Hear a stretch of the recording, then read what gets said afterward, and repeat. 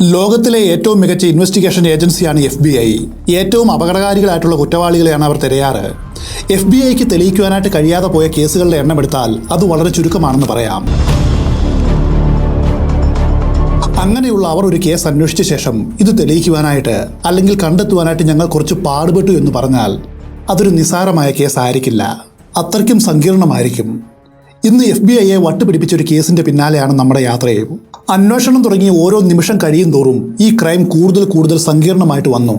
അഴിക്കും തോറും മുറുകുന്നൊരു കെട്ട്. FBI കുറ്റവാളികളെ പിടിക്കുവാനായിട്ട് അരയും തലയും മുറുക്കി രംഗത്തിറങ്ങി. അവർ ഇതേക്കുറിച്ച് പിന്നീട് പറഞ്ഞത് ഇങ്ങനെയാണ്: FBIയുടെ ചരിത്രത്തിലെ ഏറ്റവും ദുരൂഹമായ ഗൂഢാലോചന.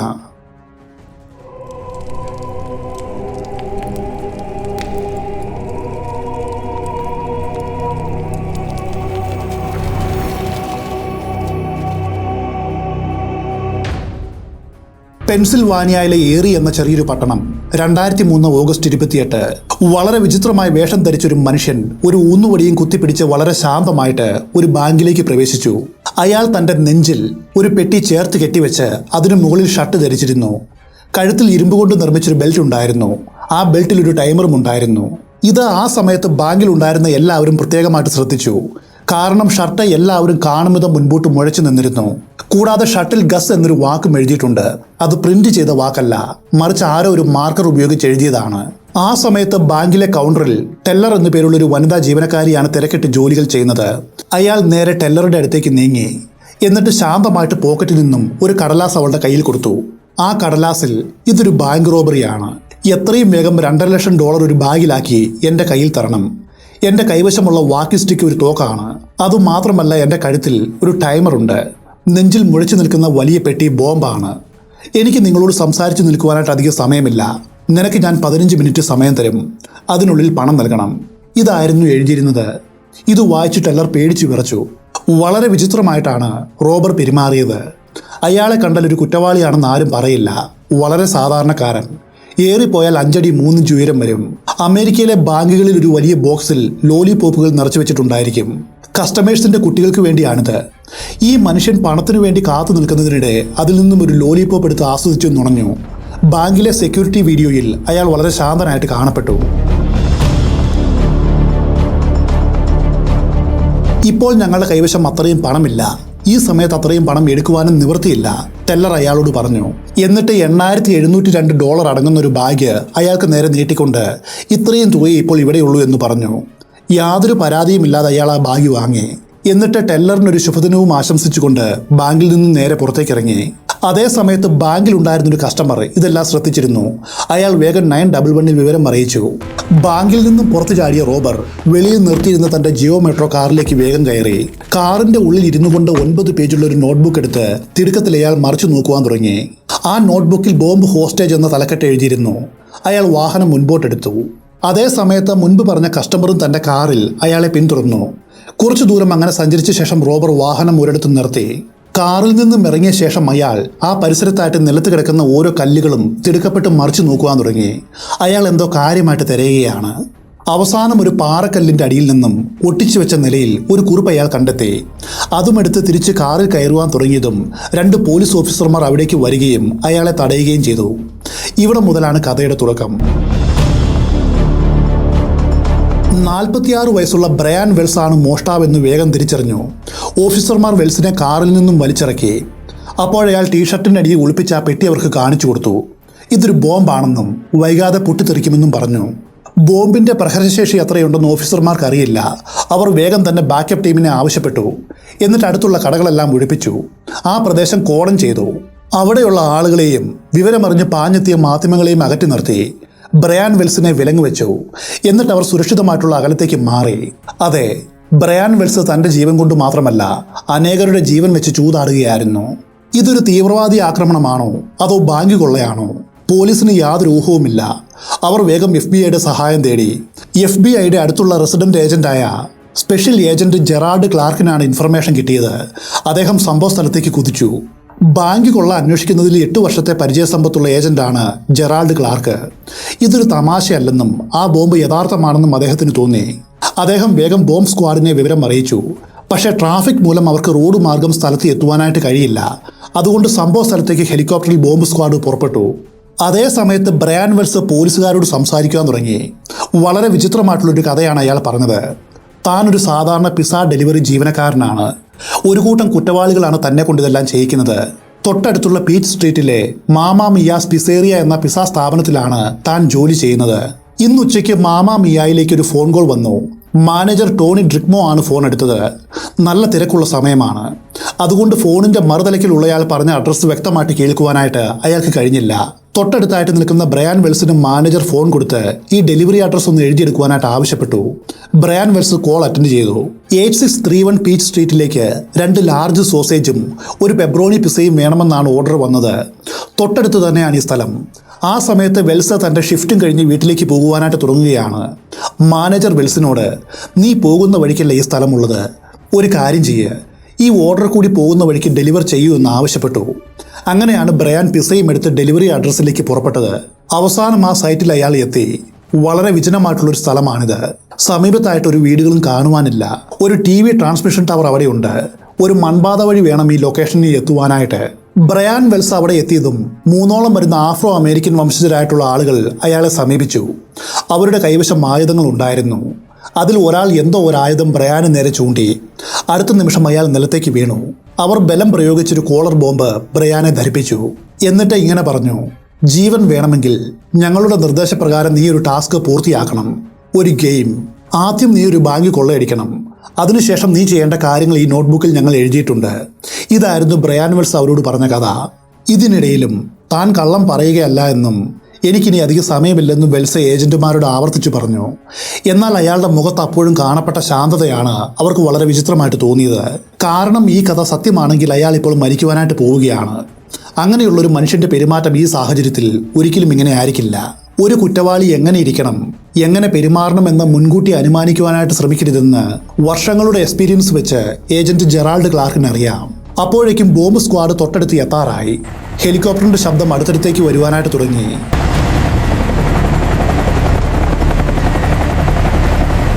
താനിപ്പോൾ എവിടെയാണെന്നും തൻ്റെ അവസ്ഥ എന്താണെന്നും താൻ ജോലി ചെയ്യുന്ന സ്ഥാപനത്തിലെ മാനേജറെ വിളിച്ച് പറയുവാനായിട്ട് വെൽസ് ഒരു ഓഫീസറോട് ആവശ്യപ്പെട്ടു. ആ നിമിഷം അയാളുടെ കഴുത്തിൽ ഘടിപ്പിച്ച കോളർ ബോംബിൽ നിന്നും ബീപ് ബീപ് ശബ്ദം വരുവാൻ തുടങ്ങി. പിന്നെ അതിൻ്റെ വേഗത കൂടി. ഇപ്പോൾ ആദ്യമായിട്ട് അയാളുടെ മുഖത്ത് ഒരു പേടി നിറഞ്ഞു. ഒരു പക്ഷേ ഇത്രയും നേരം വരെ ആ ബോംബ് വ്യാജമാണെന്നായിരിക്കും അയാൾ വിചാരിച്ചത്. പക്ഷേ അവസാന നിമിഷം ബീപ് ശബ്ദം കേട്ടതും ബ്രയാന് മനസ്സിലായി, ഇതൊരു തമാശയല്ല. ഉച്ച കഴിഞ്ഞ് കൃത്യം 3:18 പോലീസ് കാവൽ നിൽക്കെ 100 കണക്കിന് ആളുകൾ കണ്ടുകൊണ്ടിരിക്കെ ആ ബോംബ് പൊട്ടിത്തെറിച്ചു. അതിൻ്റെ ആഘാതത്തിൽ പരിസരത്തുള്ള പല വസ്തുക്കളും വായുവിൽ പറന്നു കളിച്ചു. അയാൾ പിന്നോട്ട് മലർന്നു വീണു. പോലീസും ജനങ്ങളും ഭയന്ന് നിലവിളിച്ചുകൊണ്ട് ചിതറി ഓടി. സ്ഫോടനത്തിൽ വെൽസിന്റെ നെഞ്ചിൽ ഒരു മുഷ്ടിയുടെ വലുപ്പത്തിലൊരു ദ്വാരം വീണു. അയാൾ അവിടെ കിടന്ന് അവസാന ശ്വാസം വലിച്ചു. ഈ പൊട്ടിത്തെറി നടന്ന മിനിറ്റുകൾക്കുള്ളിൽ ബോംബ് സ്ക്വാഡ് എത്തി. അപ്പോഴും ഭീഷണി അവസാനിച്ചിട്ടില്ല. മറ്റൊരു ബോംബ് കൂടി ഉണ്ടോ എന്ന് അറിയുവാനായിട്ട് ബോംബ് സ്ക്വാഡ് ആ കാർ പരിശോധിച്ചു. ഒരു ഓഫീസർ സെക്കൻഡറി എന്ന് ഉറക്കെ വിളിച്ചു. കാറിൽ വേറെ ബോംബൊന്നുമില്ലായിരുന്നു. സുരക്ഷ ഉറപ്പാക്കിയ ശേഷം ബോംബ് സ്ക്വാഡ് ബ്രയാൻ വെൽസിനെ പരിശോധിച്ചു. തങ്ങൾ നേരത്തെ വന്നിരുന്നുവെങ്കിലും അയാളെ രക്ഷപ്പെടുത്തുവാനായിട്ട് കഴിയില്ലായിരുന്നുവെന്ന് അവർക്ക് മനസ്സിലായി. കാരണം ആ ബോംബ് അത്രയ്ക്കും സങ്കീർണമായിട്ടുള്ള രീതിയിലാണ് നിർമ്മിച്ചിരുന്നത്. ബോംബ് സ്ക്വാഡ് അത് അഴിക്കുവാനായിട്ട് ശ്രമിച്ചാലും അത് പൊട്ടിത്തെറിക്കുമായിരുന്നു. ഏജന്റുമാർക്ക് വെൽസിന്റെ കാറിൽ നിന്നും 2 അടി നീളമുള്ള ഒരു ഊന്നുവടി കിട്ടി. വിശദമായിട്ടുള്ള പരിശോധനയിൽ അതൊരു ഊന്നുവടിയല്ല എന്നും വിവിധ ലോഹങ്ങളും മരവും ഉപയോഗിച്ച് നിർമ്മിച്ച ഒരു ഷോട്ട് ഗൺ ആയിരുന്നുവെന്നും മനസ്സിലായി. കാറിന്റെ ഉള്ളിലായിട്ട് അവരെ ഞെട്ടിച്ച മറ്റൊന്നുകൂടി ഉണ്ടായിരുന്നു. ബോംബ് ഹോസ്റ്റേജ് എന്ന് പേരിട്ട ഒരു കൂട്ടം കുറിപ്പുകൾ. അതിൽ ബ്രയാൻ അവരോട് പറഞ്ഞതുപോലെ കുറച്ച് നിർദ്ദേശങ്ങളായിരുന്നു. ഇപ്പോൾ കൊല്ലപ്പെട്ട വെൽസിന് തന്റെ ജീവൻ രക്ഷിക്കുവാനുള്ള നിർദ്ദേശങ്ങൾ. അതിന് പ്രകാരം ബ്രയാൻ വെൽസിനെ ഈ ബോംബ് നിർവീര്യമാക്കി കഴുത്തിൽ നിന്ന് നീക്കം ചെയ്യണമെങ്കിൽ 3 അക്കമുള്ളൊരു പാസ്വേഡ് വേണമായിരുന്നു. ആ പാസ്വേഡ് കിട്ടണമെങ്കിൽ അയാൾ ഒരു നിധിവേട്ട പൂർത്തിയാക്കണം. 5 കാര്യങ്ങൾ ഒന്നിന് പിന്നാലെ ഒന്നെന്ന കണക്കിൽ നിശ്ചിത സമയത്തിനുള്ളിൽ വെൽസ് പൂർത്തിയാക്കണം. എങ്കിൽ മാത്രമാണ് ബോംബ് നിർവീര്യമാക്കുവാനുള്ള പാസ്വേഡ് കിട്ടൂ. അല്ലെങ്കിൽ വെൽസ് കൊല്ലപ്പെടും. കുറിപ്പിലുള്ള ആദ്യത്തെ നിർദ്ദേശം ഇതാണ്: ഒരു ബാങ്ക് കൊള്ളയടിക്കുക. അതിനുശേഷം ലെറ്ററിലെ നിർദ്ദേശപ്രകാരം പുറപ്പെടുക. ഏറിയ നഗരത്തിന്റെ 4 സ്ഥലങ്ങളിൽ 4 സൂചനകൾ ഞങ്ങൾ ഒളിപ്പിച്ചു വെച്ചിരിക്കും. 1ാമത്തെ സ്ഥലത്ത് എത്തി ഞങ്ങൾ ഒളിപ്പിച്ചു വെച്ച കുറിപ്പ് നീ കണ്ടെത്തണം. അതിൽ 2ാമത്തെ സ്ഥലത്തെക്കുറിച്ച് എഴുതിയിട്ടുണ്ടാവും. അങ്ങനെ ഏറ്റവും അവസാനത്തെ സ്ഥലത്ത് എത്തുമ്പോൾ അവിടെ നിന്നെയും കാത്ത് കോളർ ബോംബിന്റെ ലോക്ക് അഴിക്കുവാനുള്ള 3 അക്ക പാസ്വേഡ് ഉണ്ടായിരിക്കും. ആ പാസ്വേഡ് കിട്ടിയാൽ അതുപയോഗിച്ച് കോളർ ബോംബ് അഴിക്കുവാനായിട്ട് കഴിയും. മറക്കരുത്, ഞങ്ങൾ നിന്നെ എപ്പോഴും നിരീക്ഷിക്കുന്നുണ്ട്. നീ പോലീസിൽ പോവുകയോ അതുപോലെ എന്തെങ്കിലും ഫൗൾ പ്ലേ നടത്തുകയോ ചെയ്താൽ ഈ കളി അവിടെ വെച്ച് അവസാനിക്കും. അടുത്ത സൂചന നിനക്ക് കിട്ടില്ല. നീ ഓരോ സ്ഥലത്തും എത്തി അവിടെ ചെയ്യേണ്ട കാര്യങ്ങൾ ചെയ്തു കഴിയുമ്പോൾ മാത്രമാണ് ഞങ്ങൾ അടുത്ത സ്ഥലത്ത് അടുത്ത നിർദ്ദേശങ്ങൾ വയ്ക്കൂ. ഈ ക്രൂരമായിട്ടുള്ള കളിയിൽ മറ്റൊരു ടെസ്റ്റ് കൂടി ഉണ്ടായിരുന്നു. ബാങ്കും കൊള്ളയടിച്ച് മറ്റ് 4 സൂചനകളും കണ്ടെടുത്ത് ലോക്ക് അഴിച്ച് രക്ഷപ്പെടുവാനായിട്ട് വെറും 55 മിനിറ്റ് മാത്രമാണ് ബ്രയാൻ വെൽസിന് കുറ്റവാളികൾ നൽകിയത്. എന്നുവെച്ചാൽ വളരെ ചുരുങ്ങിയ സമയം. ആ സമയത്തിന്റെ ഉള്ളിൽ ഒരു ബാങ്ക് കൊള്ളയടിച്ച് ഈ 4 ടാസ്കും പൂർത്തിയാക്കുവാനായിട്ട് അയാൾക്ക് ഒരിക്കലും കഴിയില്ല. വിചിത്രമായൊരു കുറ്റകൃത്യം. FBI ഏജന്റുമാർക്ക് ഇവിടെ നിരവധി ചോദ്യങ്ങൾ അവശേഷിച്ചു. ഈ ക്രൈമിൽ ഒന്നിലധികം ആളുകൾ ഉൾപ്പെട്ടിട്ടുണ്ടോ? അതോ ഒരാൾ മാത്രമായിരിക്കുമോ? യഥാർത്ഥത്തിൽ ഇതൊരു ബാങ്ക് കൊള്ളയായിരിക്കുമോ? അതോ ഇതിനു പിന്നിൽ വേറെ എന്തെങ്കിലും മോട്ടീവ് ഉണ്ടായിരിക്കുമോ? ക്വാൻറ്റിക്കോയിലെ FBI ബിഹേവിയറൽ അനാലിസിസ് യൂണിറ്റിലെ പരിചയസമ്പന്നനായ പ്രൊഫൈലറാണ് supervisory special agent Mary എലനോ tool. അവർക്കാണ് ഈ കേസ് കൈമാറിയത്. തുടക്കത്തിലെ മേരിക്ക് മനസ്സിലായി ഇതിനു പിന്നിൽ ഒന്നിലധികം ആളുകൾ ഉൾപ്പെട്ടിട്ടുണ്ട്. പോലീസ് ഓഫീസർമാർ ബ്രയാൻ വെൽസിന്റെ കാറിൽ നിന്നും കിട്ടിയ കുറിപ്പുകളും എടുത്തുകൊണ്ട് അതിലെ നിർദ്ദേശങ്ങൾ അനുസരിച്ച് മുൻപോട്ട് നീങ്ങി. അയാൾ കളിച്ച ആ മരണക്കളിയുടെ ഓരോ ഘട്ടവും പൂർത്തിയാക്കുവാനായിട്ട് അവർ പുറപ്പെട്ടു. ഓരോ സൂചനയും മറ്റൊന്നിലേക്ക് അവരെ നയിച്ചു. എന്നാൽ 3ാമത്തെ സൂചനയിൽ വെച്ച് അവരുടെ വഴികൾ അവസാനിച്ചു. വെൽസ് അടുത്തതായിട്ട് എവിടേക്കാണ് പോകേണ്ടത് എന്നോ പാസ്വേഡിന്റെ സൂചനയോ ഒന്നും അവിടെ ഉണ്ടായിരുന്നില്ല. മേരി എലനോ ടൂൾ ആ കുറിപ്പുകൾ വിശകലനം ചെയ്തു. ഈ പ്ലാനിന്റെ സങ്കീർണത അവരെ അത്ഭുതപ്പെടുത്തി.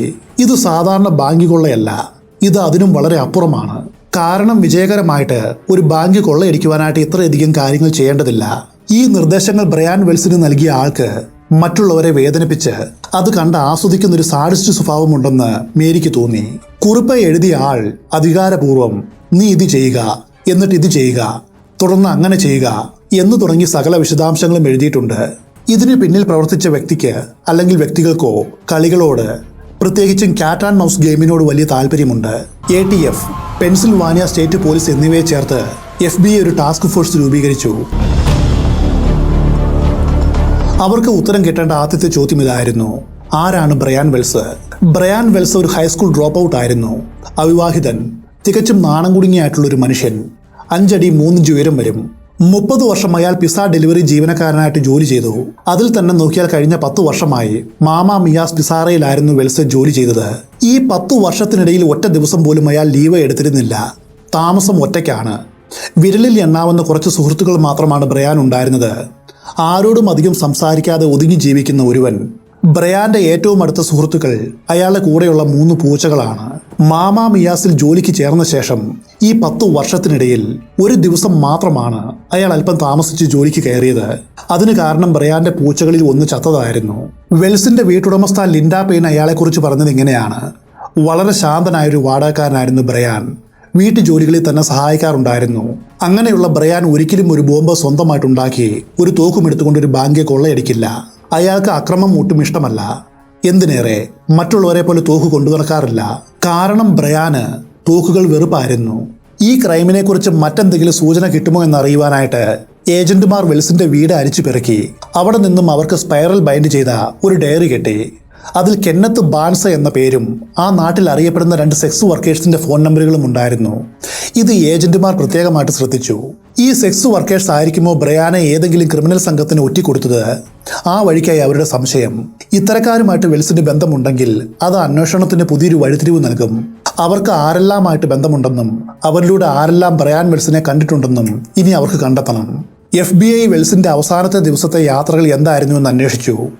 ജെറാർഡ് ക്ലാർക്കും കൂട്ടരും മാമാ മിയാസ് പിസാറയിൽ തെളിവെടുപ്പിനെത്തി. ബ്രയാൻ വെൽസ് മരിച്ച ദിവസം ഓഗസ്റ്റ് 28-ന് ഉച്ചയ്ക്ക് 1:30 2 വലിയ പിസകൾ വേണമെന്ന് ഒരു ഓർഡർ വന്നുവെന്ന് മാനേജർ പറഞ്ഞു. പീച്ച് സ്ട്രീറ്റിലേക്കാണ് ആ ഓർഡർ പോയത്. പോലീസ് ഉടൻ തന്നെ അവിടേക്ക് പുറപ്പെട്ടു.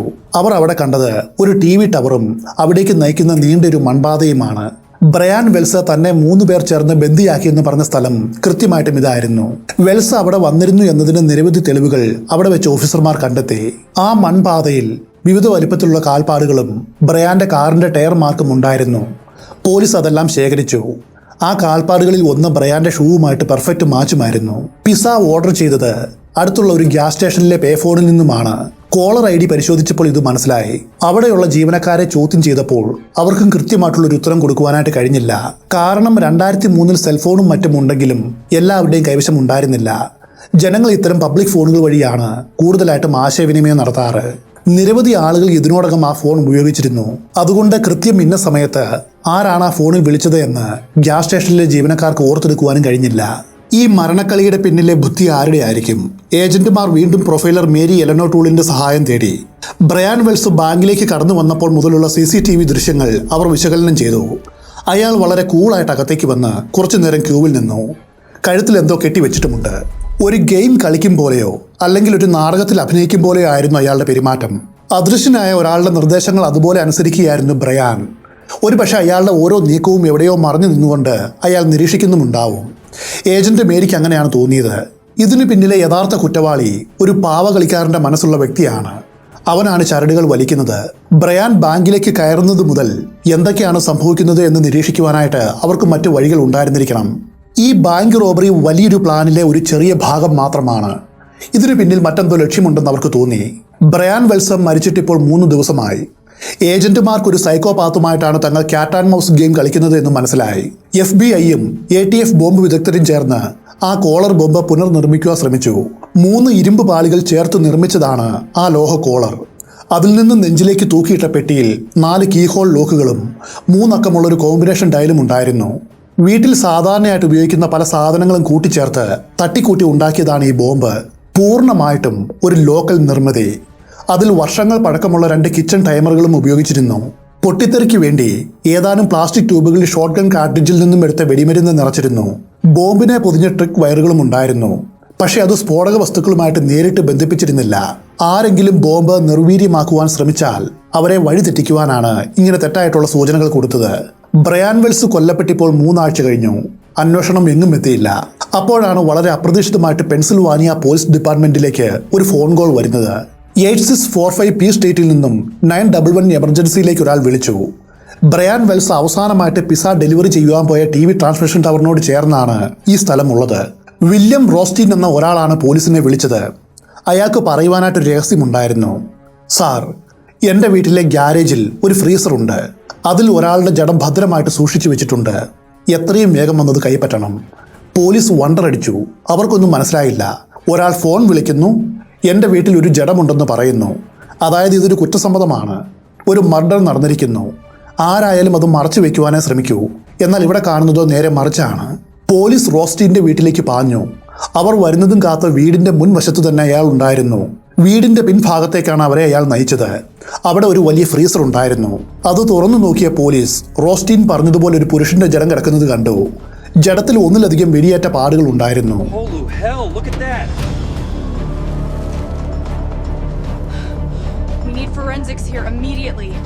വില്യം റോസ്റ്റീനെ ഉടൻ തന്നെ അറസ്റ്റ് ചെയ്തു. സ്റ്റേഷനിൽ എത്തിച്ച് ചോദ്യം ചെയ്തു. അപ്പോഴയാൾ ഒരു കഥ പറഞ്ഞു. ഒരു കഥയിൽ നിന്നും മറ്റൊന്നിലേക്ക് കണക്ട് ചെയ്ത് പോകുന്നൊരു കഥ. തൻ്റെ വീട്ടിലെ ഫ്രീസറിൽ കിടക്കുന്നത് ജെയിംസ് റോഡൻ എന്ന ഒരാളാണ്. അവനെ കൊലപ്പെടുത്തിയത് താനല്ല. ആ ജഡം ഒളിപ്പിക്കുവാൻ സഹായിക്കുക മാത്രമാണ് താൻ ചെയ്തത്. ജെയിംസിനെ വെടിവെച്ച് കൊലപ്പെടുത്തിയത് മാർജറി ഡി ലാംസ്ട്രോങ് എന്ന സ്ത്രീയാണ്.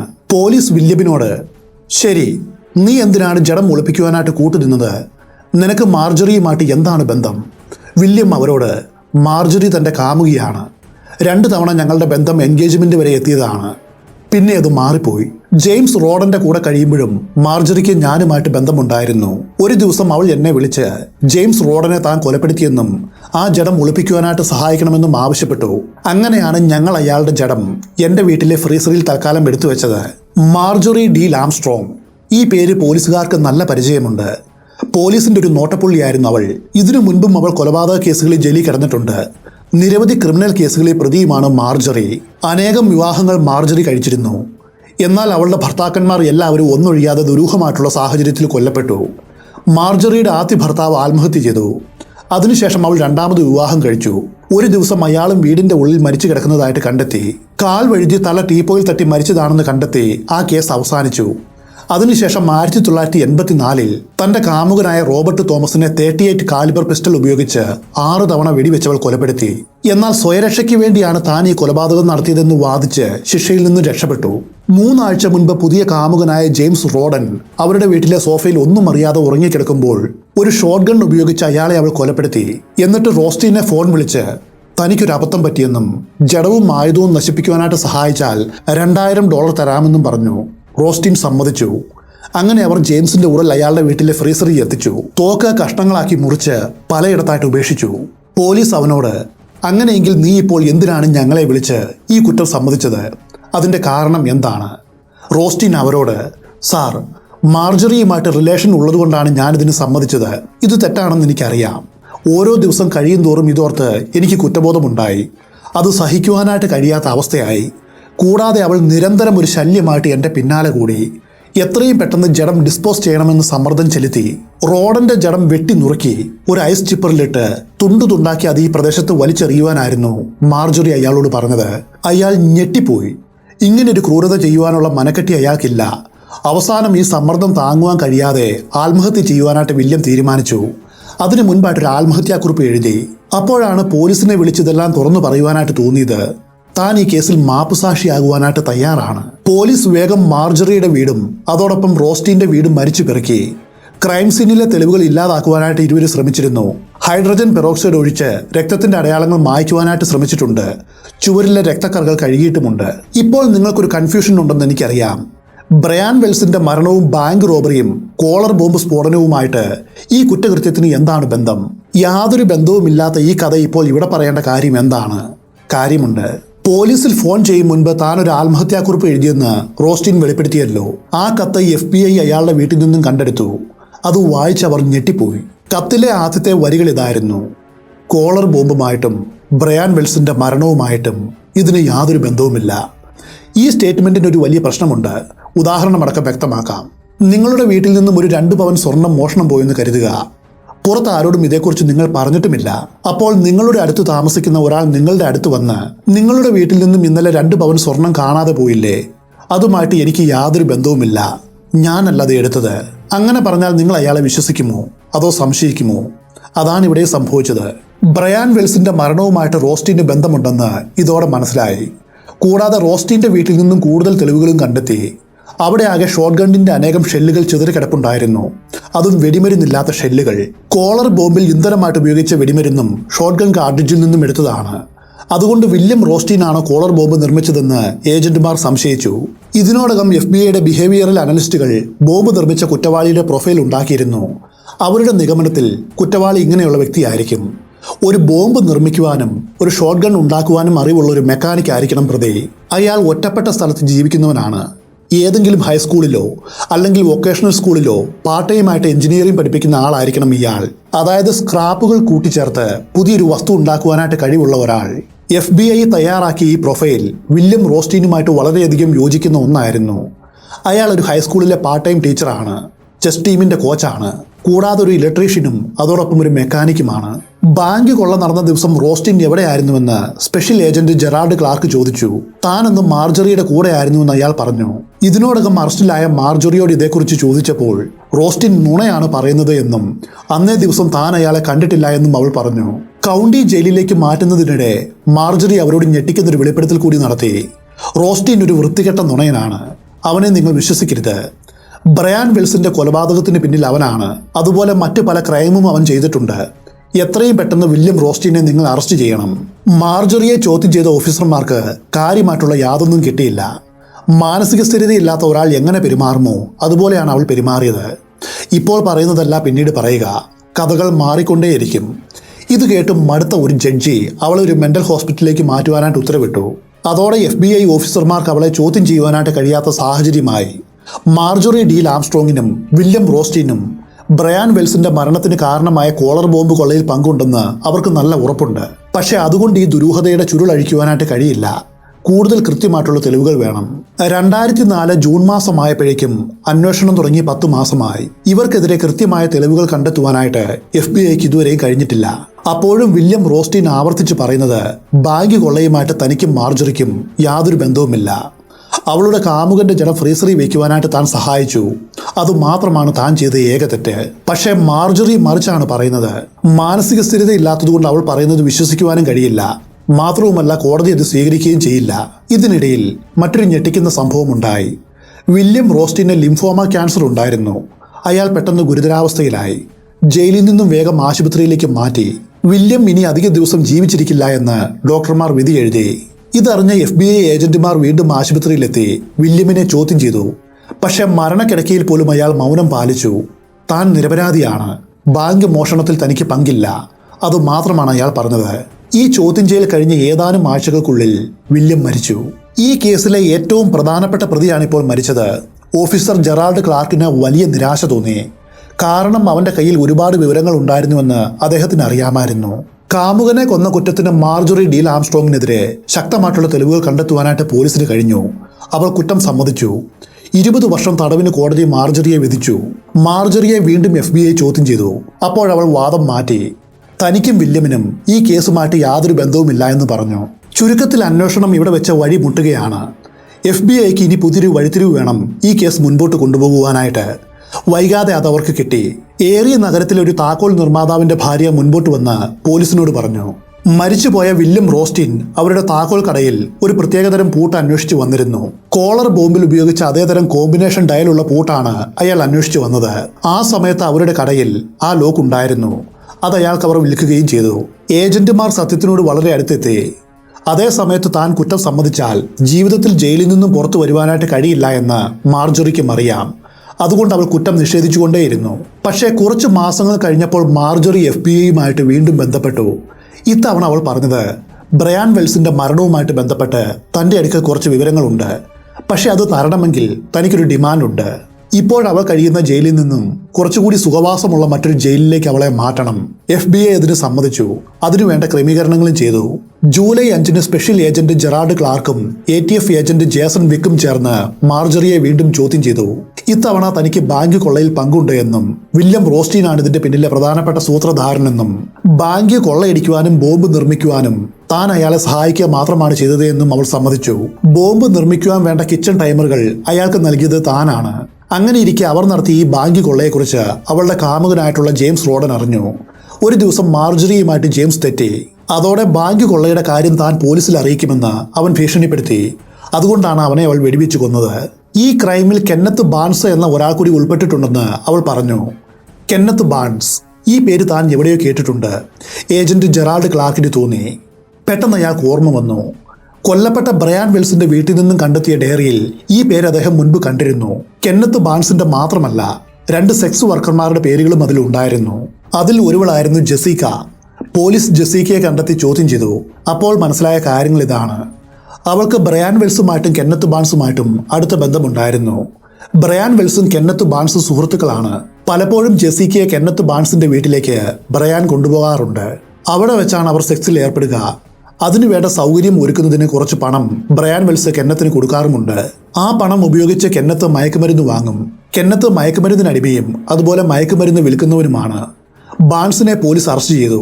കുറ്റം സമ്മതിക്കും വരെ അയാളെ ചോദ്യം ചെയ്തു. അപ്പോഴാണ് സങ്കീർണമായ കോളർ ബോംബ് മണി ഹിസ്റ്റിന് പിന്നിലെ സത്യങ്ങൾ ഒന്നൊന്നായിട്ട് പുറത്തു വന്നത്. കെന്നത്ത് പറഞ്ഞ കഥയിൽ മാർജറി ഡീൽ ആംസ്ട്രോങ് ആണ് ക്രൈമിന് പിന്നിലെ ബുദ്ധികേന്ദ്രം. മാർജറിയുടെ മുത്തശ്ശൻ വലിയ സമ്പന്നനായിരുന്നു.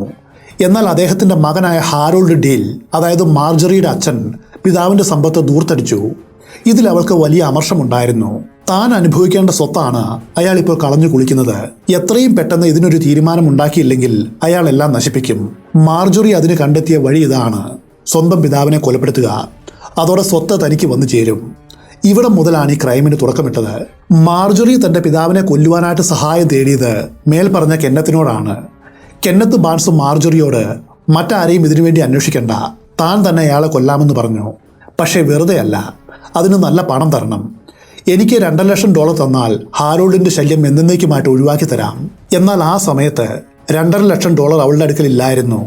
ആ പണം കണ്ടെത്തുവാനാണ് ബാങ്ക് കൊള്ളയിരിക്കുവാനായിട്ട് തീരുമാനിച്ചത്. അതിന് പ്രകാരം ബോംബ് നിർമ്മിക്കുവാനായിട്ട് അവൾ വില്യം റോസ്റ്റിനെ ഏൽപ്പിച്ചു. അന്വേഷകരെ വഴിതെറ്റിക്കുവാൻ മാർജറിയും കെന്നത്ത് ബാൺസും ചേർന്ന് ക്രൂരമായ നിധിവേട്ടയുടെ പ്ലാൻ തയ്യാറാക്കി. ഈ കുറ്റസമ്മതത്തിന് പിന്നാലെ കെന്നത്ത് ബാൺസ് FBI ഏജന്റുമാരെ ഏറിയ നഗരത്തിലെ ചില സ്ഥലങ്ങളിലേക്ക് കൂട്ടിക്കൊണ്ടുപോയി. ബാങ്ക് കൊള്ളയടിച്ച ശേഷം ബോംബടിക്കുവാനുള്ള സൂചനകളും തെരഞ്ഞ് ബ്രയാൻ വെൽസൺ നെട്ടോട്ടം ഓടുന്നത് ഇവർ ബൈനോക്കുലറിലൂടെ നിരീക്ഷിച്ചുകൊണ്ടാണിരുന്നത്. അതിനുവേണ്ടി അന്ന് അവർ ഒളിച്ചിരുന്ന സ്ഥലങ്ങളായിരുന്നു അതെല്ലാം. അതോടെ വില്യം റോസ്റ്റീൻ അല്ല, മാർജറി ഡീൽ ആംസ്ട്രോങ് ആണ് ഇതിന് പിന്നിൽ ചരട് വലിച്ചത് എന്നവർക്ക് മനസ്സിലായി. നിലവിൽ കാമുകനെ കൊലപ്പെടുത്തിയ കേസിലാണ് അവൾ ശിക്ഷ അനുഭവിക്കുന്നത്. അവൾക്കെതിരെ റോബറിക്കും ഗൂഢാലോചനയ്ക്കും വെൽസിനെ കൊലപ്പെടുത്തിയതിനും കേസ് ചാർജ് ചെയ്യുവാനായിട്ട് ഏജന്റുമാർ തയ്യാറെടുത്തു. അവസാനം അവർ ഈ പ്രഹേളിക തെളിയിക്കുന്നതിന്റെ തൊട്ടടുത്ത് വരെ എത്തുകയാണ്. അപ്പോഴാണ് ഞെട്ടിക്കുന്ന മറ്റൊരു സത്യം കൂടി മനസ്സിലായത്. അത് കേട്ടാൽ നിങ്ങളും ന്യായമായിട്ടൊന്ന് ഞെട്ടേണ്ടതാണ്. കാരണം ഇവിടെയാണ് ഈ കഥയുടെ ഏറ്റവും പ്രധാനപ്പെട്ട ട്വിസ്റ്റ് വരുന്നത്. സത്യത്തിൽ ബോംബ് സ്ഫോടനത്തിൽ കൊല്ലപ്പെട്ട ബ്രയാൻ വെൽസും ഈ പദ്ധതിയിലെ അംഗമായിരുന്നു. ഈ ഗൂഢാലോചനയിൽ അയാളും പങ്കാളിയായിരുന്നു. പക്ഷെ അവസാന നിമിഷം അയാൾ മറ്റുള്ളവരുടെ ഇരയായിട്ട് മാറി. റോസ്റ്റീനും മാർജറിയും ബാൺസും ചേർന്ന് ബ്രയാൻ വെൽസിനെ കൊലയ്ക്ക് കൊടുത്തു. 2006 ഫെബ്രുവരി 10 കെന്നത്ത് ബാൺസ് കുറ്റസമ്മതം നടത്തിയത്. FBI നേരെ മാർജറിയെ വീണ്ടും കണ്ടു. കെന്നത്ത് ബാൺസ് എല്ലാം സമ്മതിച്ചുവെന്നും നിനക്കെതിരെ കുറ്റം ചുമത്തുവാനായിട്ട് ഞങ്ങളുടെ കൈവശം മതിയായ തെളിവുകൾ ഉണ്ടെന്നും അവർ പറഞ്ഞു. ഒരു നീണ്ട നിശബ്ദതയ്ക്ക് ശേഷം കെന്നത്ത് ബാൺസ് പറഞ്ഞ കാര്യങ്ങളിൽ ചിലത് ശരിയാണെന്ന് മാർജറി സമ്മതിച്ചു. കവർച്ച നടക്കുമ്പോഴും വെൽസ് മരിക്കുന്ന സമയത്തും താൻ എവിടെയായിരുന്നു എന്ന് കാണിക്കുവാനായിട്ട് ഏജന്റുമാരുടെ കൂടെ ഏറിയ നഗരത്തിലൂടെ അവൾ സഞ്ചരിച്ചു. മുൻപ് കെന്നത്ത് ബാൺസ് അവരെ കൂട്ടിക്കൊണ്ടുപോയ അതേ സ്ഥലങ്ങളിലേക്കാണ് മാർജറിയും അവരെ കൊണ്ടുപോയത്. പക്ഷേ വളരെ അവ്യക്തമായിട്ടാണ് അവൾ കുറ്റസമ്മതം നടത്തിയത്. ഞാൻ ഒരുപക്ഷെ ആ സമയം ഇവിടെയായിരിക്കും ഉണ്ടായിരുന്നത്, അല്ലെങ്കിൽ അവിടെയായിരിക്കും, കൃത്യമായിട്ട് ഓർക്കുന്നില്ല എന്നൊക്കെ പറഞ്ഞു. വില്യം റോസ്റ്റീനാണ് എല്ലാം ചെയ്തത്. അയാളാണ് ഇതിന് പിന്നിലെ ബുദ്ധികേന്ദ്രം. ഞങ്ങളെല്ലാം എന്തു ചെയ്യണം, എവിടെ നിൽക്കണം എന്നെല്ലാം നിർദ്ദേശിച്ചത് അയാളാണ്. അവസാനം അവൾ ഏജന്റുമാരുമായിട്ട് മറ്റൊരു വിലപേശൽ കൂടി നടത്തി. എനിക്ക് കൂടുതൽ കാര്യങ്ങൾ ഇതേക്കുറിച്ച് അറിയാം, പക്ഷെ അത് പറയണമെങ്കിൽ നിങ്ങൾ എന്നെ ഈ കേസിൽ മാപ്പുസാക്ഷിയാക്കണം, അല്ലെങ്കിൽ ഞാനൊന്നും പറയില്ല. പക്ഷേ ഇത്തവണ ഏജന്റുമാർ വഴങ്ങിയില്ല. മാർജറിയുമായിട്ടൊരു ഒത്തുതീർപ്പിനും അവർ തയ്യാറുമായില്ല. 2007 മാർജറിക്കും കെന്നത്ത് ബാൺസിനും എതിരായിട്ട് അവർ റോബറി, ഗൂഢാലോചന, കൊലപാതകം തുടങ്ങിയ കുറ്റങ്ങൾ ചുമത്തി കുറ്റപത്രം സമർപ്പിച്ചു. ഇതിനോടകം ക്യാൻസർ വന്നു മരിച്ച വില്യം റോസ്റ്റീനെ പ്രധാന പ്രതികളുടെ പട്ടികയിൽ നിന്നും ഒഴിവാക്കി. പകരം ആ സ്ഥാനത്ത് ബോംബ് പൊട്ടി മരിച്ച ബ്രയാൻ വെൽസിന്റെ പേരാണ് ചേർത്തത്. കാരണം താൻ ഒരു ബോംബ് ധരിച്ചുകൊണ്ട് ബാങ്ക് കൊള്ളയടിക്കുവാനായിട്ട് പോവുകയാണെന്ന് വെൽസിന് നേരത്തെ അറിയാമായിരുന്നു. സത്യത്തിൽ 4 പേർ ചേർന്നാണ് ഈ ഓപ്പറേഷൻ പ്ലാൻ ചെയ്തത്. Brian Wells, Kenneth Barnes, Marjorie Diehl Armstrong, William Rothstein. ഇവർ അടിക്കടി റോസ്റ്റിന്റെ വീട്ടിൽ ഒത്തുകൂടിയിരുന്നു. ഓപ്പറേഷന് മുൻപ് പലതവണ എന്ത് ചെയ്യണം, എങ്ങനെ ചെയ്യണം തുടങ്ങിയ കാര്യങ്ങളെല്ലാം പരിശീലിച്ചു. ബ്രയാൻ വെൽസിന് പണത്തിന്റെ വലിയ ആവശ്യമുണ്ടായിരുന്നു. അയാൾ ഒരു പ്രാദേശിക മയക്കുമരുന്ന് വ്യാപാരിക്ക് കുറച്ച് പണം കൊടുക്കുവാനുണ്ട്. അത് കൊടുത്തില്ലെങ്കിൽ വെൽസിനെ അയാൾ വെറുതെ വിടില്ല. ആ പണം കണ്ടെത്തുവാനായിരുന്നു അയാൾ ഇതിന്റെ ഭാഗമായത്. അവസാന നിമിഷം വരെ ഒരു ഡമ്മി കോളർ ബോംബാണ് കഴുത്തിൽ വയ്ക്കുന്നത് എന്ന് 3 പേരും ചേർന്ന് അയാളെ പറഞ്ഞു വിശ്വസിപ്പിച്ചു. അതുകൊണ്ടാണ് വെൽസ് ഇതിന് തയ്യാറായതും. പക്ഷേ റോബറിയുടെ അവസാന നിമിഷം വെൽസിനെ സുഹൃത്തുക്കൾ ചതിച്ചു. സംഭവ ദിവസം ബ്രയാൻ വെൽസ് TV ടവർ നിൽക്കുന്ന സൈറ്റിലേക്ക് കാറും ഓടിച്ചു വന്നു. അപ്പോഴാണ് താൻ ധരിക്കേണ്ട ബോംബ് വെൽസ് ആദ്യമായിട്ട് കാണുന്നത്. അത് കണ്ടതും വെൽസിന് ഒരു സംശയം തോന്നി, ഇത് യഥാർത്ഥ ബോംബാണോ എന്ന്. അയാൾ അത് അവരോട് ചോദിച്ചു. ഇത് ഒറിജിനൽ ബോംബാണ്, പക്ഷെ പൊട്ടിത്തെറിക്കില്ല, അതോർത്ത് നീ പേടിക്കണ്ട. ബാങ്കിലുള്ളവർ വിശ്വസിക്കണമെങ്കിൽ ഇങ്ങനെ ചെയ്യണമെന്ന് അവർ പറഞ്ഞു. എന്നാൽ യഥാർത്ഥ ബോംബാണെന്നറിഞ്ഞതും വെൽസിന്റെ സകല ധൈര്യവും നഷ്ടപ്പെട്ടു. താനിത് ചെയ്യില്ല എന്ന് അയാൾ തീർത്തു പറഞ്ഞു. അവസാന നിമിഷം പദ്ധതിയിൽ നിന്നും ഒരാൾ പിൻവലിയുകയാണ്. അതും ഈ നാടകത്തിൽ ഏറ്റവും പ്രധാനപ്പെട്ട വേഷം അഭിനയിക്കേണ്ടവൻ. കെന്നത്ത് ബാൺസിന്റെ മൊഴി അനുസരിച്ച് ബ്രയാൻ വെൽസ് അവിടെ നിന്നും ഓടി രക്ഷപ്പെടുവാനായിട്ട് ശ്രമിച്ചു. പക്ഷെ 3 പേരും ചേർന്ന് അയാളെ ബലം പ്രയോഗിച്ച് പിടിച്ചു നിർത്തി. നീ എങ്ങോട്ടും പോകുന്നില്ല, മര്യാദയ്ക്ക് പറയുന്നത് അനുസരിച്ചു, നീ മരിക്കുവാനൊന്നും പോകുന്നില്ല, എല്ലാം അവസാനിച്ചു കഴിയുമ്പോൾ ഞങ്ങൾ നിന്നെ രക്ഷിക്കും. അങ്ങനെ ഉറപ്പും കൊടുത്ത അവർ ആ ബോംബ് വെൽസിന്റെ കഴുത്തിൽ ബലം പ്രയോഗിച്ച് കെട്ടി. പിന്നെ ലോക്കിട്ടു. പക്ഷേ ബ്രയാൻ വെൽസിന് അറിയാത്ത മറ്റൊരു സത്യം കൂടി ഉണ്ടായിരുന്നു. ആ ബോംബ് അയാളുടെ കഴുത്തിൽ നിന്ന് നീക്കം ചെയ്യുവാനായിട്ട് അവർക്ക് താല്പര്യമില്ലായിരുന്നു. പണം കൈമാറിയ ശേഷം അയാൾ കൊല്ലപ്പെടണം, അതായിരുന്നു അവരുടെ ആവശ്യം. ഒരു സാക്ഷിയും അതോടൊപ്പം ഒരു ഷെയറും ഇതുവഴി കുറയും. അതുകൊണ്ടാണ് ബോംബ് കഴുത്തിൽ ഉണ്ടായിരുന്നിട്ടും വെൽസ് വളരെ ശാന്തമായിട്ട് കാണപ്പെട്ടത്. പോലീസുകാരോട് കൂളായിട്ട് സംസാരിച്ചതും ഈ ഉറപ്പുള്ളതുകൊണ്ടാണ്. താൻ മരിക്കില്ല എന്ന് വെൽസിന് നല്ല ബോധ്യമുണ്ടായിരുന്നു. പക്ഷേ അവസാന നിമിഷം ബോംബിൽ നിന്നും ബീപ് ശബ്ദം ഉയരുവാൻ തുടങ്ങിയതും അയാൾക്ക് മനസ്സിലായി, കൂട്ടുകാർ തന്നെ ചതിച്ചു, താൻ മരിക്കുവാനായിട്ട് പോവുകയാണ്. അതുകൊണ്ടാണ് അയാൾ പരിഭ്രാന്തനായത്. 2010 കെന്നത്ത് ബാൺസിനെ ഈ കേസിൽ 45 വർഷം തടവിന് ശിക്ഷിച്ചു. പിന്നീട് അത് 22.5 വർഷമായിട്ട് കുറച്ചു. പക്ഷേ പുറം ലോകം കാണുവാനുള്ള ഭാഗ്യം അയാൾക്കുണ്ടായില്ല. 2019 ജൂൺ 20 ജയിലിൽ വെച്ച് സ്വാഭാവിക കാരണങ്ങളാൽ അയാൾ മരിച്ചു. മാർജറി ഡി ആംസ്ട്രോങ്ങിന്റെ സകല വാദങ്ങളും ഇതോടെ തകർന്നു. അവളാണ് ഈ കേസിലെ പ്രധാന പ്രതിയെന്ന് കോടതി കണ്ടെത്തി. ജീവപര്യന്തം തടവാണ് ശിക്ഷ വിധിച്ചത്. ഇതിനെതിരെ നിരവധി അപ്പീലുകൾ പോയെങ്കിലും അതെല്ലാം കോടതി തള്ളി. വൈകാതെ അവൾക്ക് സ്ഥാനാർബുദ ക്യാൻസർ ബാധിച്ചു. 2017 ഏപ്രിൽ 4 68-ാം വയസ്സിൽ ജയിലിൽ വെച്ച് മാർജറി ഡി ആംസ്ട്രോങ്ങും മരിച്ചു. ഈ കേസിൽ ബ്രയാൻ വെൽസ് നിരപരാധിയാണെന്നും അയാൾ ഇവരുടെ ഇര മാത്രമാണെന്നും വെൽസിന്റെ കുടുംബക്കാർ എന്നും ഉറച്ചു വിശ്വസിക്കുന്നു. എല്ലാ പ്രതികളും മരിച്ചതുകൊണ്ട് അവർക്ക് ഇനി അത് തെളിയിക്കുവാനും കഴിയില്ല. വെൽസിന്റെ കുടുംബം ഇപ്പോഴും വിശ്വസിക്കുന്നു അയാൾ നിരപരാധിയാണ്. ഈ കേസിൽ ഇപ്പോഴും ഉത്തരമില്ലാത്തൊരു ചോദ്യം കൂടിയുണ്ട്. സത്യത്തിൽ ഈ ക്രൈമിന് പിന്നിലെ യഥാർത്ഥ മാസ്റ്റർ മൈൻഡ് ആരാണ്? മാർജറിയാണോ അതോ വില്യം റോസ്റ്റീൻ ആയിരിക്കുമോ? മാർജറി പറയുന്നു റോസ്റ്റീൻ ആണെന്ന്, കെന്നത്ത് ബാൺസ് പറയുന്നു അല്ല മാർജറി ആണെന്ന്. ഈ ചോദ്യത്തിൻ്റെ യഥാർത്ഥ ഉത്തരം ഇന്നേ വരെ കണ്ടെത്തിയിട്ടില്ല, ഇനി കണ്ടെത്തുവാനും പോകുന്നില്ല. കാരണം ഇതിൽ പങ്കെടുത്ത പ്രതികൾ ആരും അത് പറയുവാനായിട്ട് ഇപ്പോൾ ജീവനോടെയില്ല. കഥ ഇഷ്ടമായെന്ന് വിചാരിക്കുന്നു. ലൈക്ക്, കമൻറ്റ്, ഹൈപ്പ് ഇതൊന്നും ആരും മറക്കരുത്. ഉടൻ തന്നെ മറ്റൊരു വീഡിയോയിൽ വെച്ച് നമുക്ക് വീണ്ടും കണ്ടുമുട്ടാം.